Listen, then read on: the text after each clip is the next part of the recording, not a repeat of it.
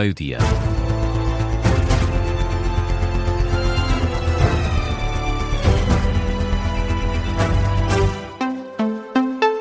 Jornal do Meio-Dia com a edição do Miguel Videira. Miguel, começamos com novos dados sobre a mega operação da Polícia Judiciária relacionada com crimes de ódio contra imigrantes. Pelo menos 37 pessoas foram detidas, todas com ligações ao grupo nacionalista e de extrema-direita 1143. É uma informação que acaba de ser confirmada pelo Observador. Os 37 detidos têm vastos antecedentes criminais e ligações a grupos de ódio internacionais. Para além dos detidos, foram ainda constituídos mais 15 arguidos e realizadas 65 buscas domiciliárias e não domiciliárias.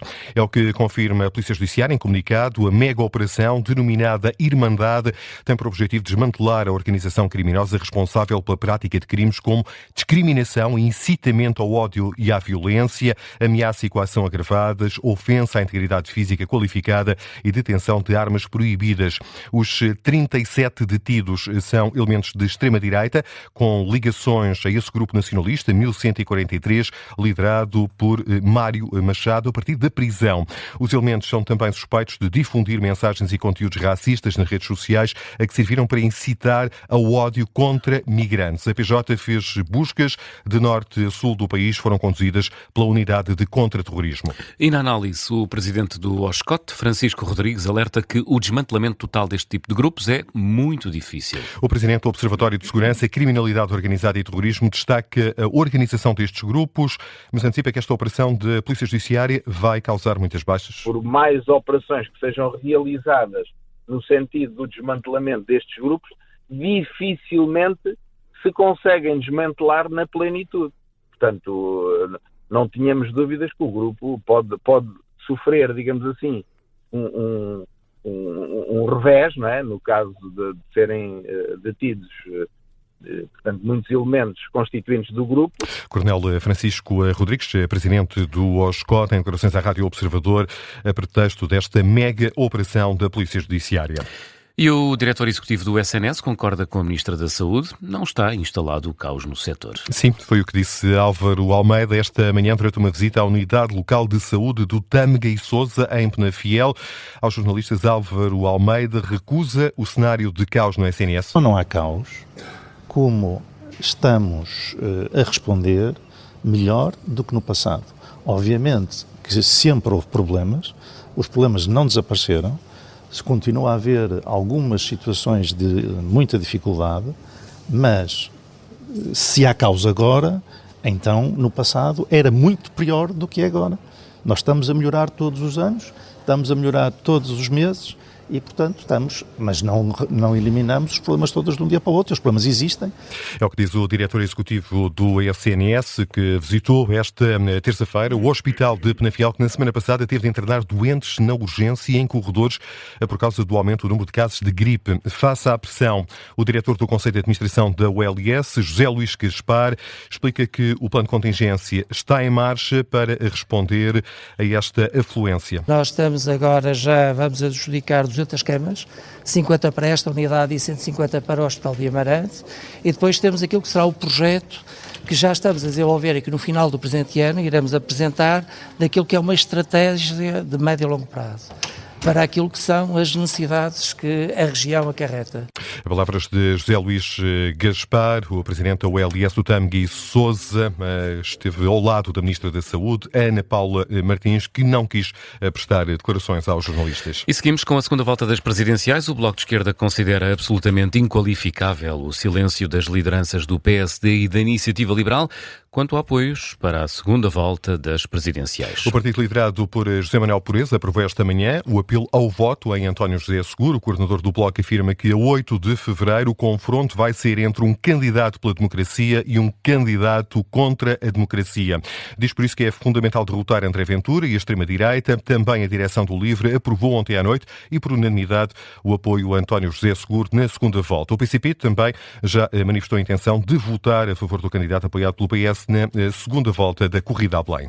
E António José Seguro soma também cada vez mais apoios à direita. Rui Moreira independente que foi o mandatário de Marques Mendes na primeira volta, admite que não teve de pensar muito para anunciar o apoio à candidatura de António José Seguro.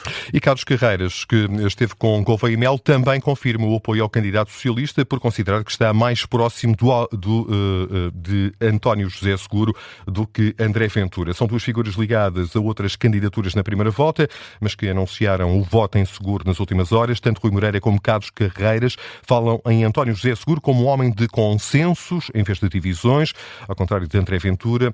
No explicador desta manhã, Rui Moreira, antigo autarca do Porto e mandatário da candidatura presidencial de Marques Mendes na primeira volta, sublinha as capacidades de António José Seguro. Eu prefiro claramente António José Seguro, porque o projeto dele se aproxima muito mais do Luís Marques Mendes.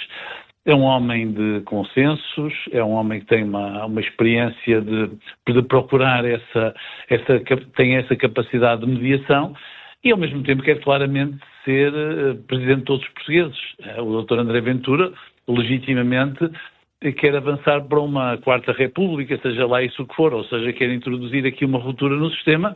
Não precisei pensar muito no assunto, se quer que lhe diga. É o que diz Rui Moreira, antigo autarca do Porto. O antigo presidente da Câmara de Cascais, Carlos Carreiras, também vai votar em António José Seguro na segunda volta.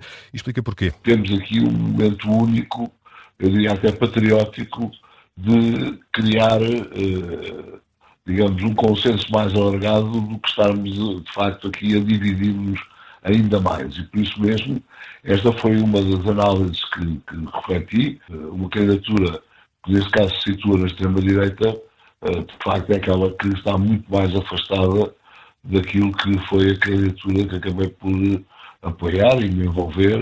As razões invocadas por Carlos Carreiras e Rui Moreira para o apoio público declarado a António José Seguro na segunda volta das eleições presidenciais. E a Presidente da Comissão Europeia deixa um aviso a Donald Trump. A imposição de tarifas adicionais a países europeus por causa da Groenlândia é um erro. A resposta à ameaça de Donald Trump de aumentar as tarifas aos países que não concordem com a anexação da Groenlândia. No Fórum Económico Mundial de Davos, na Suíça, Ursula von der Leyen avisou que este tipo de ameaças entre aliados não podem acontecer. A segurança do Ártico só pode ser alcançada em conjunto. E é por isso que as tarifas adicionais propostas são um erro, especialmente entre aliados de longa data. A União Europeia e os Estados Unidos chegaram a um acordo em julho passado. Na política, assim como nos negócios, um acordo é um acordo. E quando amigos apertam as mãos, isso deve significar alguma coisa. It must mean something. Facto sublinhado por Ursula von der Leyen, a Presidente da Comissão Europeia, avisa que a resposta europeia vai ser inabalável, unida e proporcional. 12:09. Miguel, antes do Justiça Cega, que outras notícias marcam a atualidade? O governo português tinha a expectativa que Mário Centeno conseguisse ser eleito para a vice-presidência do Banco Central Europeu. É o que diz Joaquim Miranda Sarmento, ministro das Finanças, aos jornalistas em Bruxelas no final da reunião dos ministros com esta pasta dos 27 Estados-membros. A candidatura do ex-governador do Banco de Portugal e antigo ministro das Finanças não reuniu apoio suficiente, foi por isso retirada. Centenas de agricultores da União Europeia reuniram-se esta manhã perto da sede do Parlamento Europeu, em Estrasburgo, com o objetivo de pressionar os eurodeputados na véspera da votação do acordo comercial com o Mercosul. 3 dias após a assinatura deste acordo, no Paraguai, agricultores de vários países europeus, entre os quais Portugal, responderam ao apelo do principal sindicato agrícola francês e organizaram este protesto. De saída, o pacote laboral volta à agenda do Governo, com a reunião desta tarde entre o Primeiro-Ministro, a Ministra do Trabalho e o Secretário-Geral da CGTP. O encontro vai ter lugar em São Bento, depois de ter sido adiada esta reunião por 2 vezes. Está marcada para as 3h30 da tarde. O secretário-geral da Intersindical antecipou esta reunião em declarações ao Observador. Tiago Oliveira reforça que a Central Sindical vai exigir a retirada do pacote laboral neste encontro e admite uma nova greve geral caso o encontro não decorra de acordo com as pretensões da CGTP. É o ponto final do Jornal do Meio-Dia, que teve edição do Miguel Videira.